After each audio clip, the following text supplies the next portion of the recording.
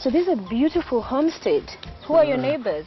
Behind me there is the Attorney General, Guido Migai. And then immediate neighbor this side is FT Nyamu. Okay. And then after Nyamu is my doctor, Dr. Olunya. Karibuni. Thank you. Karibuni. So it is time to have some breakfast. So this is usually what you'd have. This is like typical breakfast here. There's cooked tea, milk. Yeah. It's uji. Uji. Okay. Okay. And then you have this is the area here. Here you are. Let's take a plate. All right. This is beans. Thank you. Oh, thank you. Thank you. That's enough. Okay. Put mine here. Some for you. And some for me. That is very good and healthy. Yeah, this is potatoes. Sweet potato. One. Those are sweet potato. And this is boiled egg. I mean, I usually eat boiled, but the other is fried. Okay. This is fried also. Fried is coming. I'll just have a sausage. Sausage, okay. Yes. Yeah. Thank you. You also take a sausage. That's it. Yes. You have tea or? I'll have actually uji. Okay, you have uji. Maurice, call Ida. Call Mama, she'll come. See you. You have a beautiful home. You decided to come and have breakfast. Yeah, I've been waiting for you here. I was actually waiting for you. Yeah. So how is usually your day like? You wake up at what time? I'm awake by 4 a.m. 4? Wow. Wow, that's early. That's early, yeah. You what after that? After that, well, I do my morning devotion. Then I look at the newspaper online. Internet. I go straight. I look at what is the newspaper. I do my correspondence until maybe 7 o'clock. Yeah. Then I'm out to do my other chores. Okay. Do you have that kind of a practice? Do you do devotion? Yeah, she does the devotion. Yeah, need to be honest. You know, this is a habit that I grew up with. Walking Then, in the morning, do your devotion. Okay. Then she's on the internet, and at 5, Yes. I mentioned to you, I leave her and I go to the gym. Yeah. Then I come back, shower, and then we have breakfast together. So Honorable Odinga, I'll ask you this when Mama Aida is here. How you met her? Did you see her and started plotting in your mind this one? She's on See, Aida's cousin married to my cousin. Okay. And so it is through that cousin of mine that we met. And he was in town, and in those days I was teaching at the University of Nairobi. Right. And Aida was also at the university, but we never did meet in the university. She had a brother who was living in Pangani Estate. Right. And so I went with this cousin of mine to visit her brother. And there she was with her elder sister and her other younger sisters. They were having a family gathering in Pangani. Right. And that's where we met for the first time.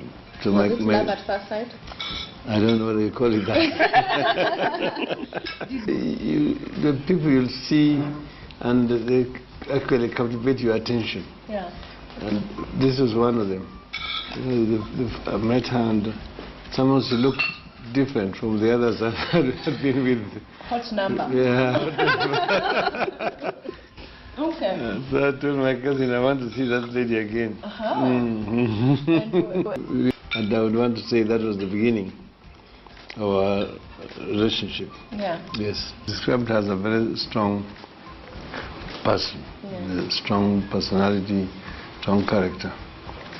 Because a number of people, of course, would have surrendered. You know, there were quite a number of people who were with me in detention, whose marriage lives actually floundered when they came out of detention. I'm not saying this because she's here. Okay. Yeah? Not at all. Yeah. I think that is a genuine description of her personality. Yeah. It happened in the morning. As usual, I'd woken up at 4 a.m., done my devotion, and that particular day, I decided to pray for my children. I devoted the day to pray for my children. Then after that, I started reading the newspaper, catching up with the news and so forth. Then, as morning came, Rosemary called me. Rosemary, our daughter. Rosemary apparently was at home in Bondo. And then she told me, when she called, she said, "Mom, where are you?" I said, I'm in the house. "Are you with Dad?" I said, "Yes." "Is he there close to you?" I said, "Yes." Then I said, "What is it?" Then he said, "I've just received a call from Luam." And she was crying. And she's saying that Fidel is not breathing. That's the news I got, and that was the end of Rosemary's message. So I just got up. I screamed, and I got up. He asked me what. And I told him Fidel is dead. And I grabbed whatever the cloth that was near me.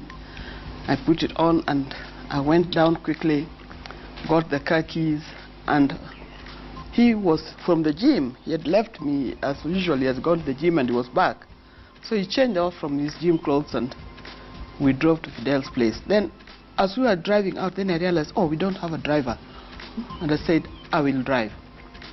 We got to the gate and I told the gate, the security man at the gate to jump in the back seat. He said, "Do I need to change? Do I need to take my..." I said, "Jump on the back seat and we are going." So he drove to Fidel's house. And when we got to Fidel's house, the ambulance was there, the engine was on, but there was nobody in the engine, in the ambulance. So we got in and we found these people trying. We went upstairs and we found the paramedics from AAR trying to resuscitate him.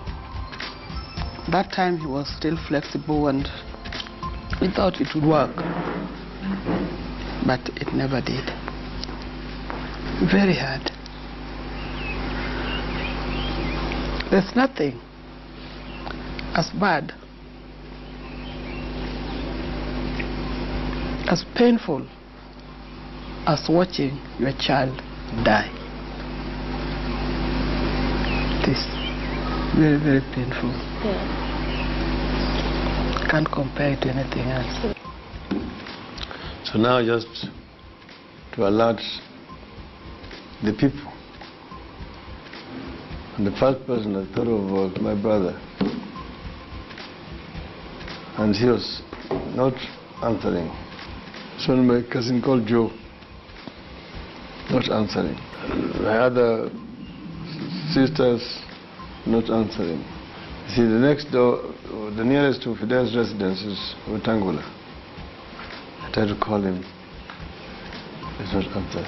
The discovery you make in those circumstances is that Sunday mornings are very bad.